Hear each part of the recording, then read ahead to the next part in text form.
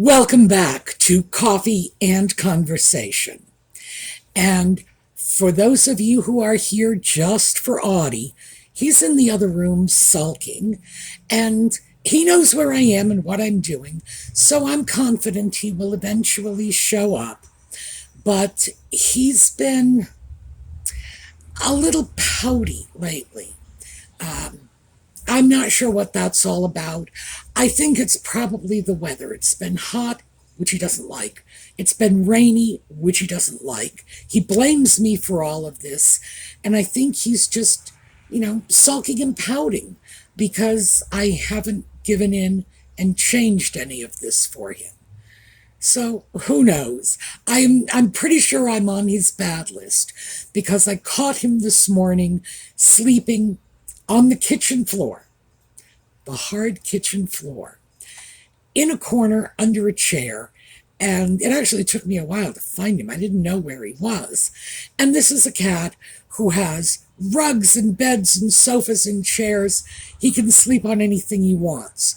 But I think he was on the floor so that I would understand exactly what I had driven him to and feel sorry and fix the weather. But we'll see how that works out.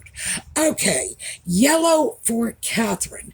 And I've been a little lax about this lately in terms of showing you more creative ways to tie scarves. So I hope you can see this is yellow. It doesn't really match the shirt I'm wearing, but it doesn't spit at it either, so that's a good day. Okay, scarf.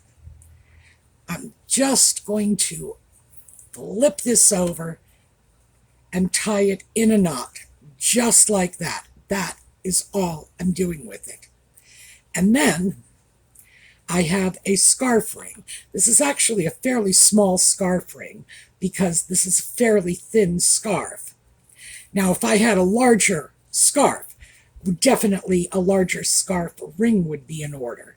So I'm just slipping the tails in, leaving it there, and it's going to secure the knot for me, not unlike a necktie.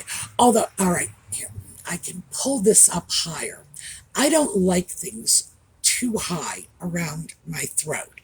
But yeah, you can see, that's it. Super simple. I love this kind of scarf. Well, two reasons. One, see this side?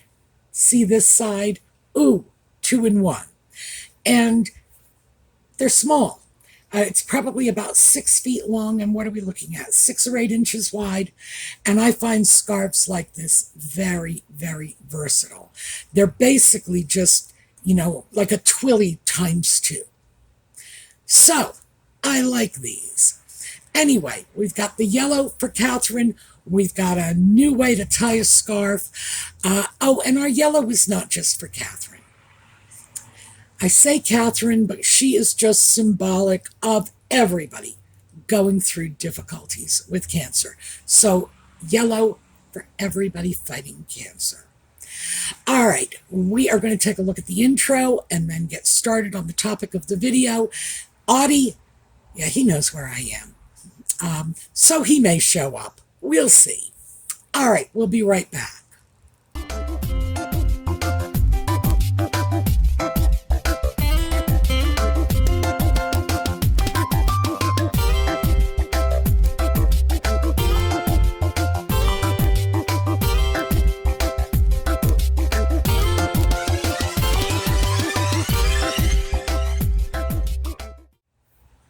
So before we get started, we are back out in the living room. The windows are wide open.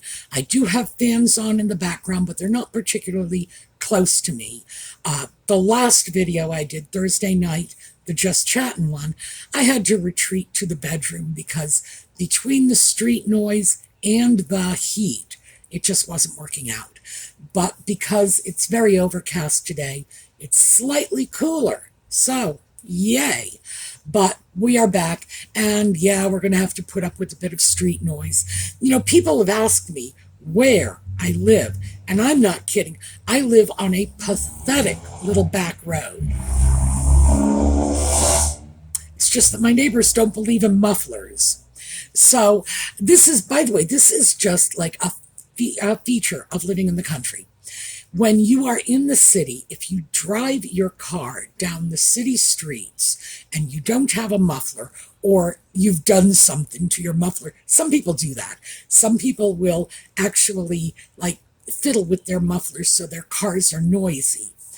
In the city, there are police all over the place, so you don't get away with it. Places that are out in the country, oh yeah, this is just noisy cars are just like, it's a redneck's dream come true. So that's what I end up dealing with here. But other than that, it's not too bad. So yeah, we're going to have to put up with a little of that. All right, what are we talking about today? Well, I had an epiphany. And like virtually all of my epiphanies, it related to buying shoes. So yeah, every moment of clarity I have ever had in my life has been related to, well, mostly buying shoes, but ordinarily buying something. And usually something very frivolous that I didn't really need. So it started off when I decided to clean out my patio. And I had been accumulating stuff there. It's like stuff, all this stuff, and it's accumulating on my patio. So the last time we got together, I showed you the cabinet that I had gotten. And I got that at Wayfair, by the way, and it was like $58 and change, but I had to put it together myself. I probably would have paid more if somebody else put it together for me. But that is holding like all the weird excess stuff that kind of needs to stay out on the patio. Things like weed killer, insecticide, lubrication oils, gardening gloves, the little trowels and things like that. So small gardening utensils. Oh, and trash bags, because you start picking up your yard, and if you have to go in the house every time you want a trash bag, you don't get very far. So all of the things kind of related to yard and garden needed a place to go, and they were just everywhere. So getting that little cabinet was the first step to cleaning out the patio. I also had to get a new broom because I wasn't going to take my indoor broom outside to sweep the patio. No, this is my indoor broom. Oh, for goodness sake, no. So, yeah, I'm not one of those people who believes a broom is a broom is a broom. So I went to the store and I got a broom, and I think it was all of $6. So I know you're asking yourself, why didn't you get a broom a long time ago? Laziness. So I started getting everything picked up and organized, and I was really pleased with this. I spent a couple of days doing it. Last weekend, I put together the cabinet, so at least I had a place to stick everything once I had sorted it, organized it, and decided what stays and what goes. And it was a weekend job, and that's it. And I was really surprised that it even took that long, because I think in terms of actual time, if I sat there with a stopwatch and clicked it on every time I started working and clicked it off every time I decided I needed a break or I got distracted and needed to do something else, it probably wouldn't have been any more than 3 or 4 hours. So, but nevertheless, I stretched that out over an entire weekend. But at this point, my patio is clean, and I am delighted with this. And the work has stopped because I have filled my trash toter. In fact, I filled my trash toter so full that it's actually, the lid is actually raised up over some stuff that is in there but hasn't quite gone down to the bottom. So Audie can't sleep on it. That could be why he's so upset with me. Who knows? Maybe he went out there and saw what I did to my trash toter, his nap hammock, and decided that I needed to be punished for that too. But that's as far as I can take it. I have a couple more things that I will put in once the trash is collected, and I have my empty trash toter to load up again. But the job is done. That led me to the inevitable conclusion that, and this is something I know, and I think we've talked about this, that the easiest way to approach any cleaning or organizing job is to break it into small, manageable pieces. Do it in baby steps. You want to clean your bedroom, start with a single dresser drawer. Don't let yourself get overwhelmed and discouraged. Well, I didn't practice what I preached, because if I had, I would have cleaned that mess out there long ago. Part of the reason that, I didn't clean it out was, to be perfectly honest, it's outside. So I don't have to look at it when I'm inside. I do have to look at it every time I come and go, but still. You see, I'm already making the excuses and the rationalizations. But regardless of whatever little mental block I had about dealing with it, I overcame it. And I did it simply by telling myself that all I was going to do was load up that new cabinet with whatever needed to stay. That was all I was going to do. And then from there, disposing of the things that needed to go was such a logical next step that how could I not do that? I mean, I had already done the hard work. I had already put all of the things that needed to stay in the cabinet. So they're in there, and then the other stuff got thrown away. And seeing as I got the new broom, well, I needed to sweep any of the debris off and stick it in bags and throw that away. And then I needed to bring out the hose and wash it all down. And one thing just logically led to the other. And in the end, it was, the whole job was done. And even though, as I say, it only took about 3-4 hours, that was about it. And I had a whole weekend to stretch it out in. Even though that was what was going on, somehow, before I picked up that very first item, it seemed very daunting to me. I'm not sure why, but it did. And it was something that I was actually looking forward to avoiding. So I know, isn't that incredible? When it hits a point where you are looking forward to avoiding something, oh, you've boxed yourself into a corner. So, buoyed by my success out on the patio, I decided I needed to just sort of harness this enthusiasm and take it inside and start dealing with things I really just haven't wanted to deal with. So, while I was doing that, I know you're wondering where shoes come in. This is where shoes come in. While I was looking around, trying to assess what I wanted to clean and in what order I wanted to clean it, I decided that I needed a break because, I had been thinking about that for too long. So I went online and went shoe shopping.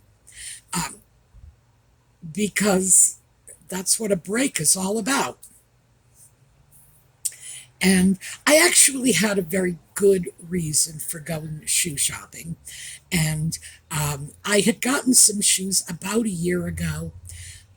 They turned out not to be as nice quality as I had hoped when I bought them. And so I need to replace them now because 2 pair eventually got so scuffed up and worn that they need to go into the donation bin. And the 3rd pair, because I bought 3 together, the 3rd pair is starting to get scuffed up. So I realized at this point that, well, I have to start replacing these. So bang, online, shoe shopping. And while I was looking for shoes online, I happened to come across a pair of shoes that I had purchased last year. We spoke about them. It wasn't really me. It was my 1970s self. It was nostalgia self. And she just saw this pair of 1970s clogs and she wanted them. And I decided she could have them.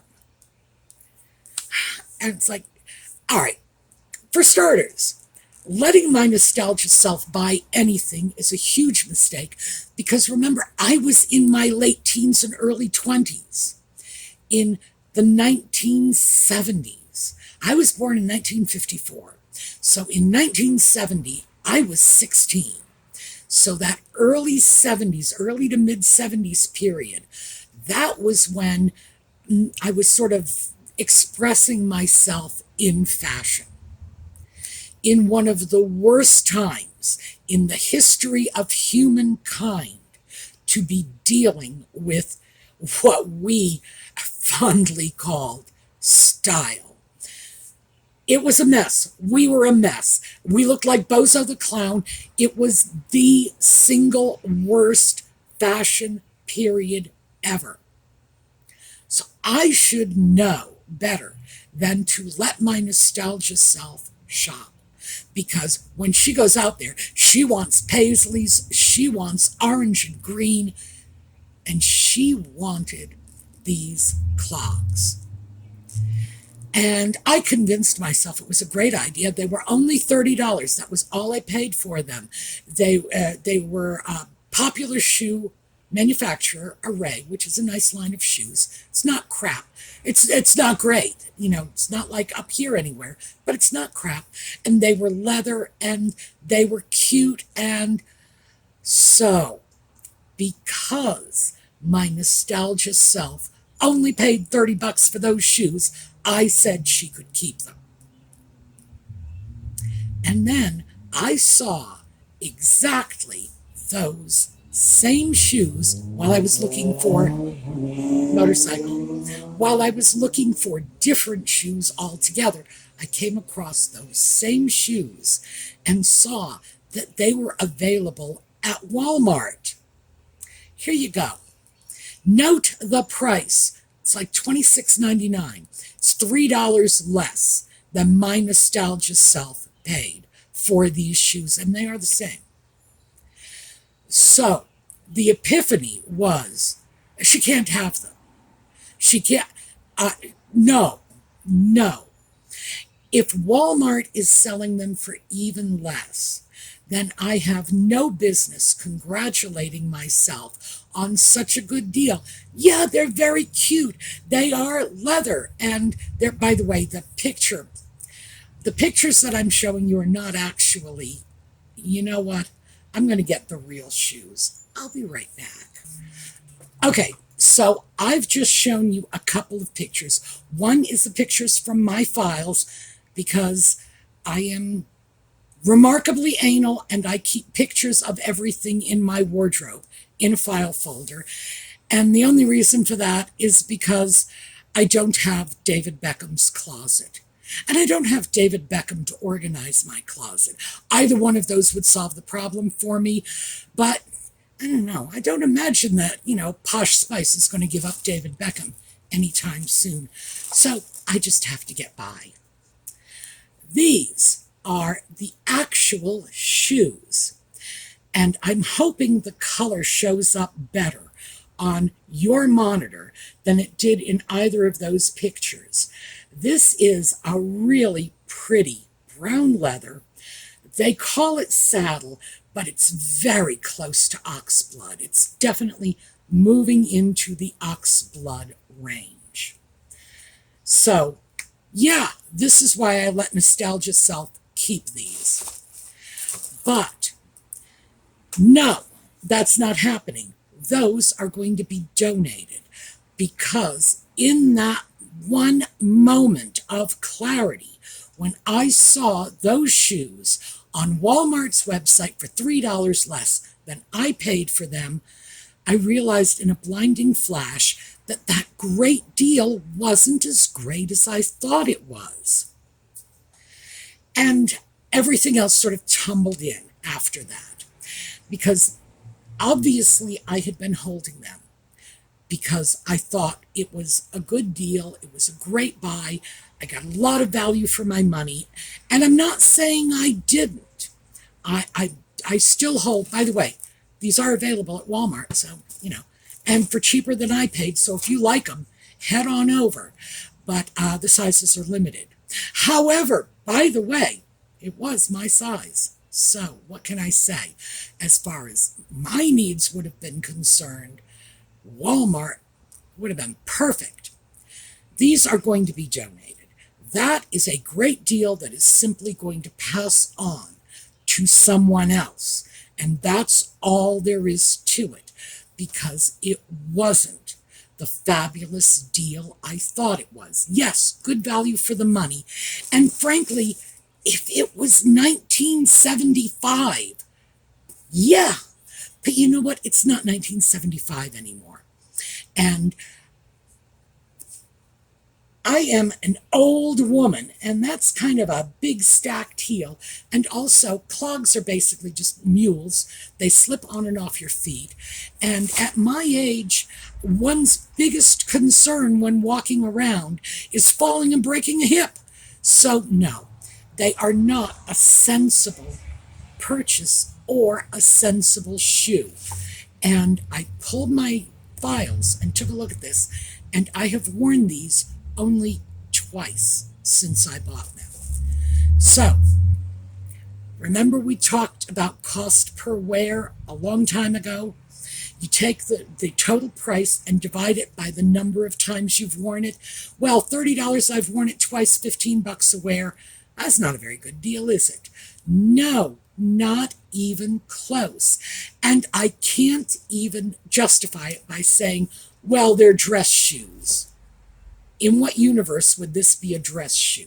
Like, seriously, we all know this. I mean, they're nice casual shoes, but no.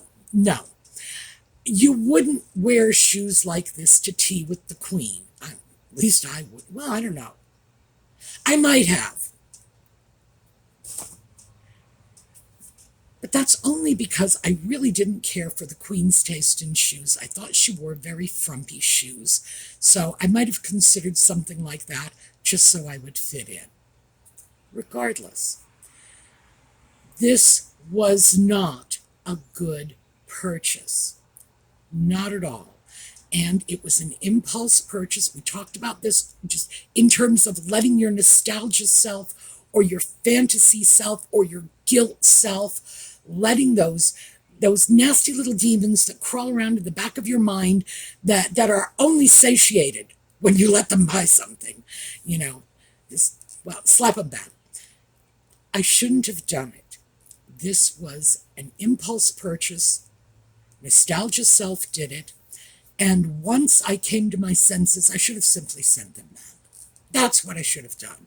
Or I should have smartened up as soon as I recognized that this was a purchase my nostalgia self did, because that was popular when I was in my late teens and early 20s. And I'm feeling nostalgic. Okay, great. At that point, I should have donated them, but I didn't. And that is because I convinced myself it was a good deal. It was a bargain. But here's the thing. It's only a bargain if you're getting use out of it. It's not a bargain no matter what kind of fantastic deal you got. If it's just sitting somewhere, if it's sitting on your shelf, sitting in your closet, if you've never worn it, and we've all got things like that. I know I do. I know you do. And these are the things. See, this is my epiphany. This is where it all tumbles in from the shoes. The shoes opened my eyes to the fact that I've got a whole bunch of stuff like this. These are going to be donated. Finally, I'm feeling very good about it. And I'll just pack them up. They're going to go somewhere. And somebody who also has a 1970s nostalgia self is going to be thrilled with them. But it's not going to be me, because they were never a practical purchase to begin with. just because I think they're a pretty color and just because they're a style that was trendy when I was young. No, that's not good enough. Am I wearing them now? Is it even a good idea? I'm not kidding. This is a bad idea for someone my age to be wandering around in, because I no longer have the kind of, dancer's balance I used to have when those were fashionable. And frankly, we used to fall off those shoes anyway at the time, so what can I say? But it's not a smart idea. So they need to go, because if they stay in my shoe collection, they're never going to get worn. That cost per wear is never going to go down. And I am just going to have to reconcile myself to the fact that nostalgia self doesn't get the goodies. Guilty self doesn't get the goodies, and, whatever my little creatures that live in my head. Fantasy self, when I lose 50 pounds self, whatever. None of these people are allowed to do my shopping for me. And it's petered into other things too, because now that I forced myself to look at those shoes in terms of cost per wear and the amount of space I am giving them, that there's limited space in my shoe collection. If they're all in a bookcase, and when I run out of room, we're done.